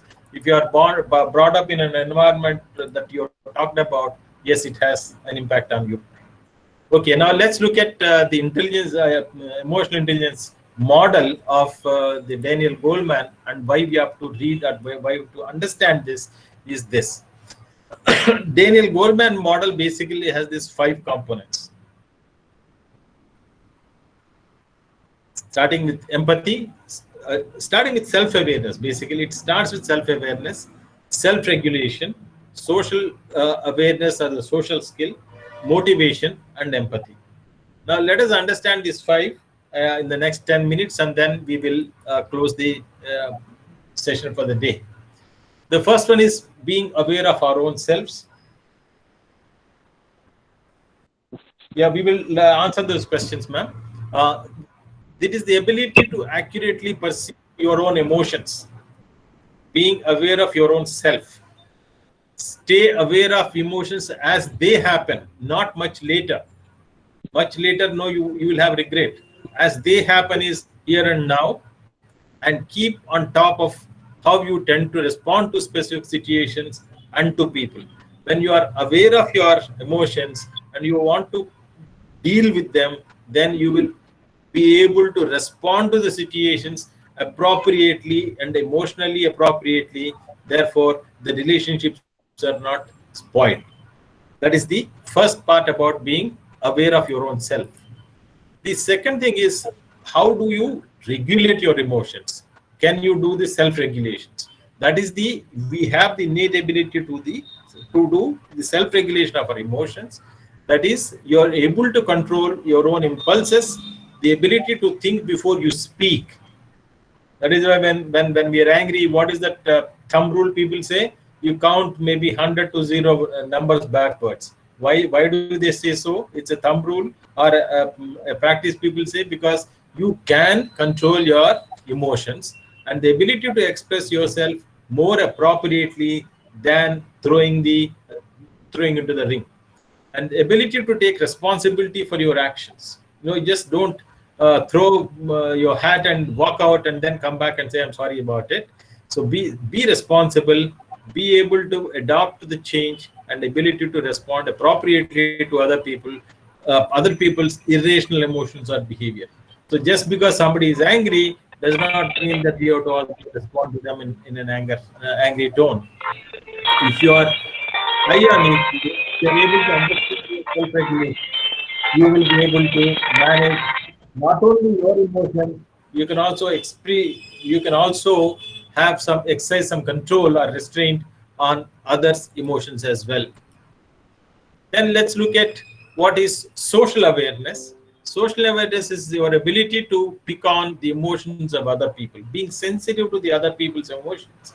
That is what is very important, and understand what really is going on, and not just intelligently. I think most of the time we are overawed by our ego, saying that you are more intelligent, you are more superior, you are this, you are that, and therefore you ignore the emotions of the other persons.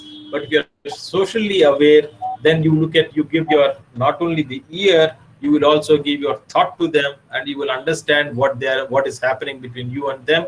Understand what other people are thinking and feeling, even if you don't feel the same way.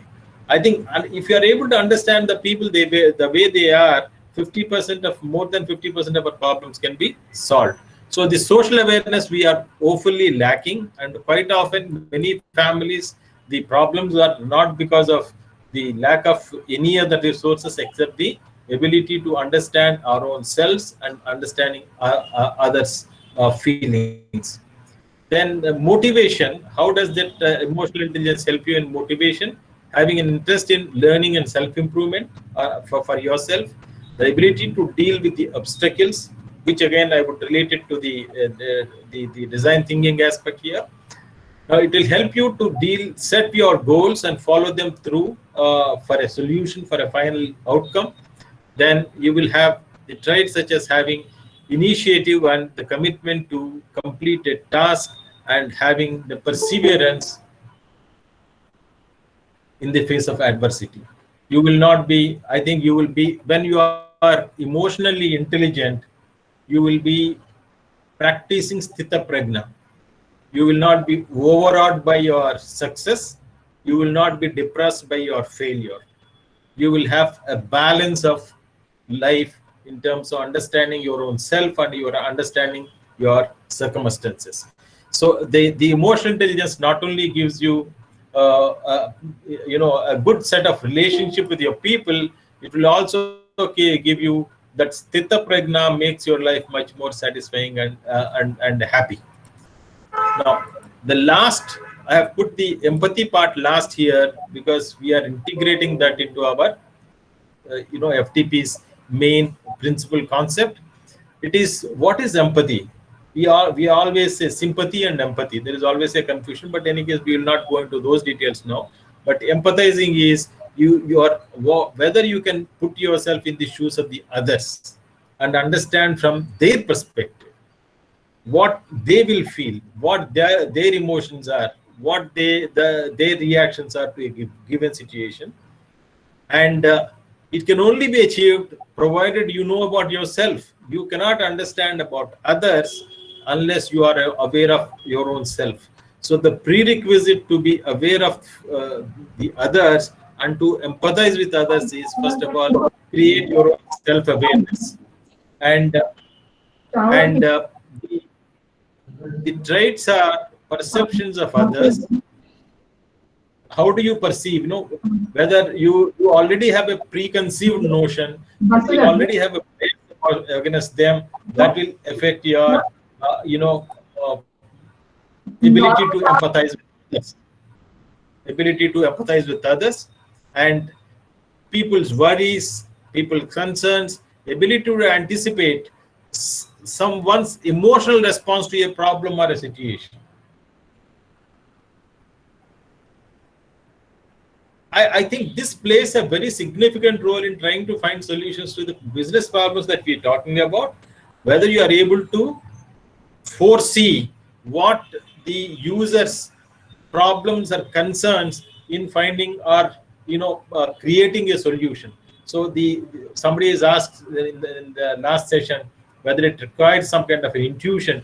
It's not really intuition to a problem, but then are you able to understand, anticipate what this solution is going to, how the pain is either going to reduce or add to the user.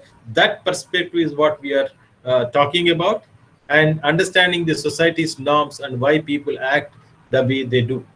There is a typical, what I've told you about the example in the morning in the HCD model, why people still continue to defecate in the open places, even if you provide a facility, is probably that is where we need to understand empathetically our own culture and our own society, our own habits, and how do you actually bring in interventions to bring in that change in the culture.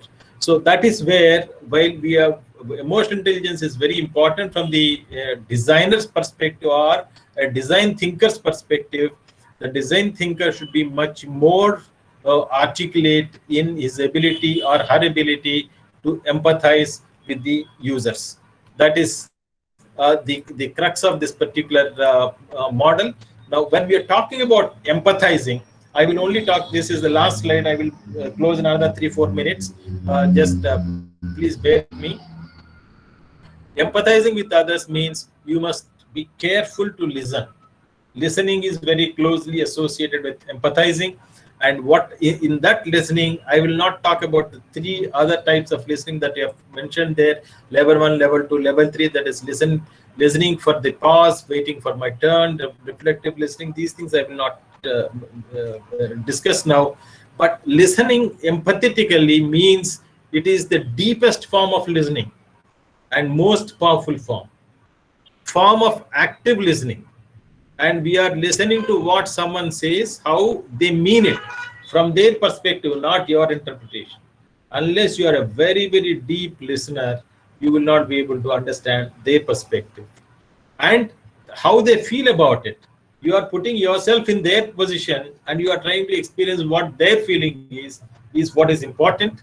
And when it is a person's turn to respond, we confirm our understanding of what was said and how we feel about what was said. That is why, it's important sometimes to articulate and say, okay, let me paraphrase whether I understood it right. If you've understood it right, you are getting a confirmation that you are more empathetic to them.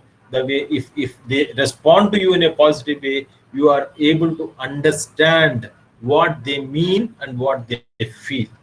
If it is not so, then there is a gap. I think that is why this fourth level of empathetic listening is what we need to practice. I think anyone has to practice the listening skill, but if you're a design thinker and you are involved in this process of designing, we must develop that fourth level of listening skill is the essence of this. This is the Goldman's original framework. What he mentioned, the four domains of emotional intelligence are self-awareness, self-management, social awareness, and relationship management of social relations. And he has gone ahead with further developing his model on how the emotional intelligence is important. The competencies for a leader. This is just for your, because most of you are at leadership levels, you are developing leaders or yourselves are leaders. I just thought I'll just put it across to you. Maybe you can develop it later, or you can attend a program on emotional intelligence. Logically, for those who are attending this program on design thinking, two other programs you must attend. One is a program on emotional intelligence. The other program is on intellectual property rights. These are two important programs you must attend. And why is it important? I will come to that tomorrow. But today, for me, it suffices to say that these are two important programs you must attend. With that, I think I have come to the end. This is the last slide. I have cut short a lot of it, and I wanted to make it into a small capsule. Before I close, I'll just quote what Daniel Goleman said. If your emotional abilities aren't in hand, if you don't have self-awareness, if you are not able to manage your distressing emotions, if you can't have empathy and have effective relationship, then no matter how smart you are not going to get very far. So IQ, what we have been told, is not going to take us very far. I think we should cultivate the CQ among our family members, among our colleagues, among our thinkers, design thinkers, or whatever the problem solvers. This is going to be an essential skill for us to take our society forward and move ourselves forward in our life. With that, I think I'll close. And Mr. Manikandan wanted to know what are the resources. For this, I have added the resources separately because it's not a mainstream topic. It is a scaffolding of design thinking. But for the design thinking part of it, we will share the resources on the last day. So these are the books, primarily Daniel Goleman's books. And this PPT will be shared with you. So therefore, you don't have to make a copy of any of these things. And apart from that, you also have some websites which you can access: 6seconds.org, talentsmart.com, eiconsortium.org, eisource.com. And there are other books other than Daniel Goleman's books: Emotional Intelligence Quick Book, Emotional Intelligence for Project Managers, and Managers Pocket Guide to Emotional Intelligence from Management to Leadership. These are some of the books which can be of good reading for any one of us, and I would encourage you to read them when you are free. Okay, so with that, I'll close the session. If you have any questions, we can address. Otherwise, it's already 7:50, so we've almost taken it for about an hour. Yeah. Hello. Good evening, sir. Yeah, good evening. This is Vidya Sagar. Yes, sir. My small query. Yes, Vidya. Yes. Yes, sir. I want to ask that is any cultural perspective of emotional intelligence that I live in different culture, though that affect by culture about my emotional intelligence. If I live in travel culture in very long time, yeah, I live in the metro city. That is any difference? Okay. Okay. I understood your question, but I do not want to give you in a 30 seconds the answer. As I said, emotional intelligence is a much broader topic and it requires much longer duration. Uh, the culture, the society, the heredity, the environment, all these things we need to discuss much greater detail rather than giving some ready-made answer. I think it's not fair on my part. It is a well-researched topic. There's so much literature about it. So maybe on some other occasion when we conduct some full-length session on EI, perhaps that is more appropriate. Otherwise, we can privately deal with that. If you don't have a session like this, anytime you are free to speak to me, we can always get in touch. Yes, sir. I think let me not be unfair. Yeah, in a hurry to give you some answer.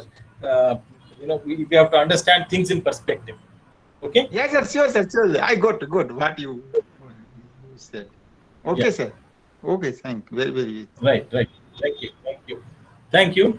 And we have successfully completed the third day.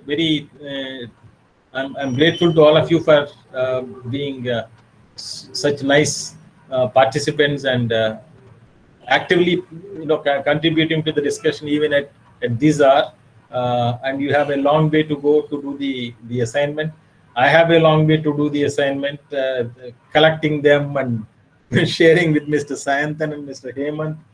So I think we are enjoying it. I think Mr. Sayanthan is still smiling. So he's enjoying it. Definitely. After this session also, amazing. Sir, one can always, see how is the smiling and up to what length the smiling is. How many teeth? True. And what for? The smiling is what for? True. Thank you so much.